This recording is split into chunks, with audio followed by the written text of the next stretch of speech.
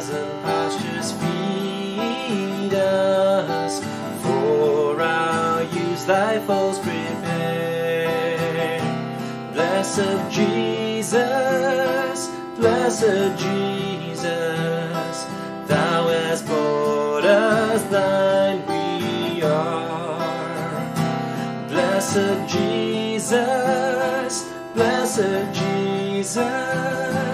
thou hast bought us, thine we are.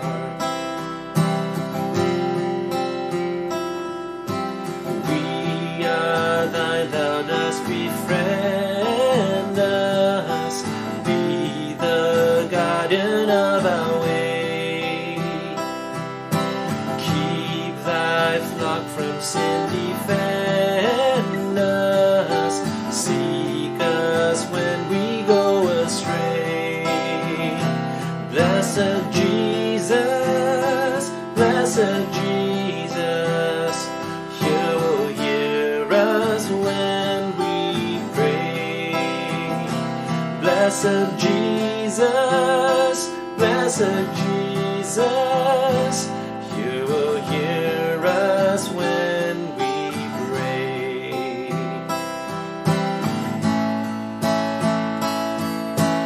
Early let us seek thy favor, early let us do thy will. Blessed Lord and only Savior, with thy love our bosoms fill. Blessed Jesus, thou hast loved us, love us still. Blessed Jesus,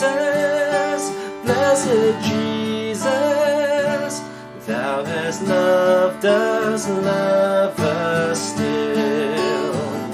Blessed Jesus, thou hast loved us, love us still. Blessed Jesus, thou hast loved us, love us still.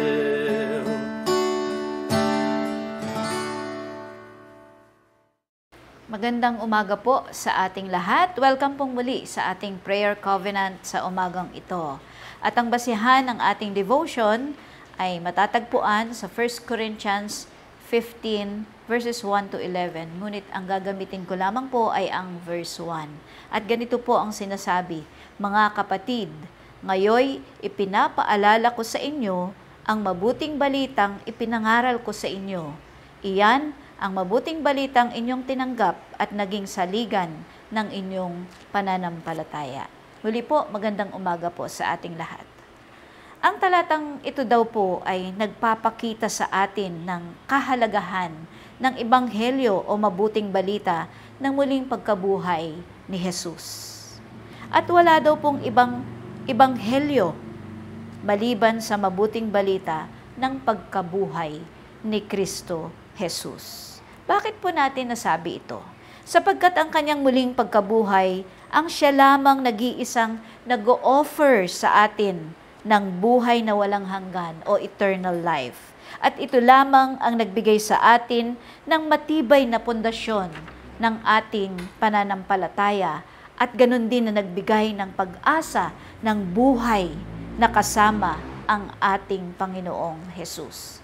Gayon din na ang mabuting balita ng death and resurrection ni Jesus ang siya lamang katotohanan na nagbigay sa atin ng katagumpayan sa kamatayan. Meaning, dahil nabuhay siyang muli, tayo din ay mabubuhay pagdating ng panahon.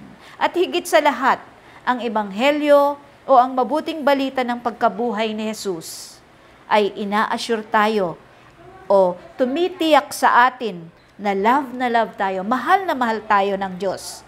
At Kanya tayong itataas upang mabuhay ng walang hanggan na kasama siya.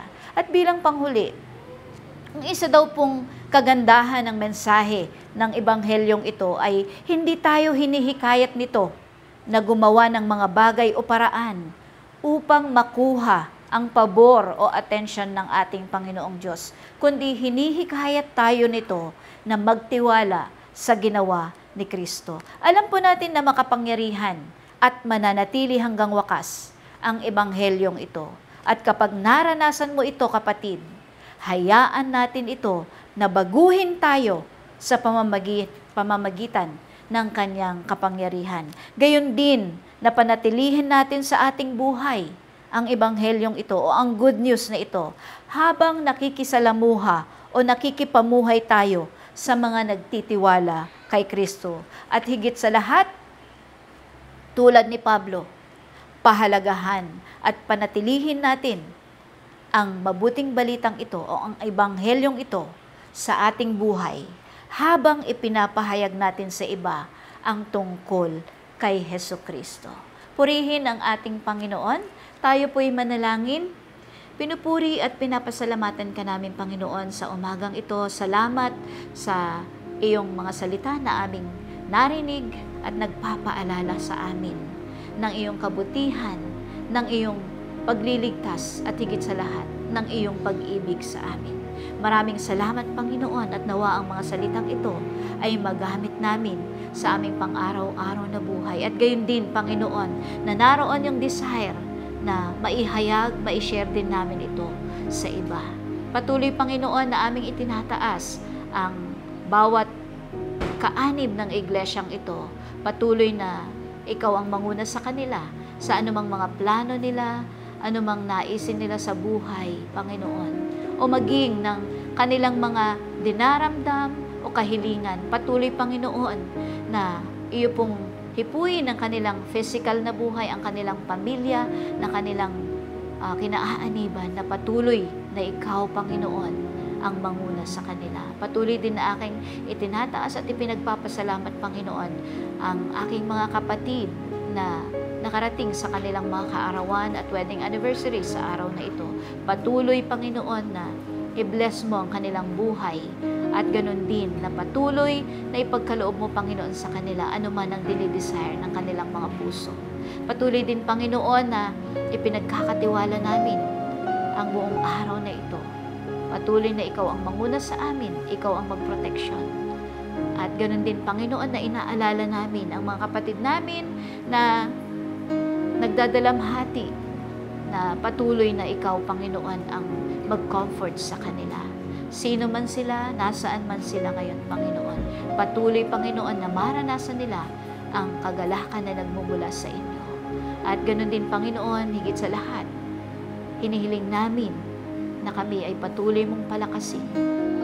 At ganun din, napatawarin mo kami, Panginoon, sa anumang mga nagawa naming kasalanan sa aming kapwa at higit sa lahat sa inyo. Ito ang aking dalangin sa makapangyarihang pangalan ni Jesus.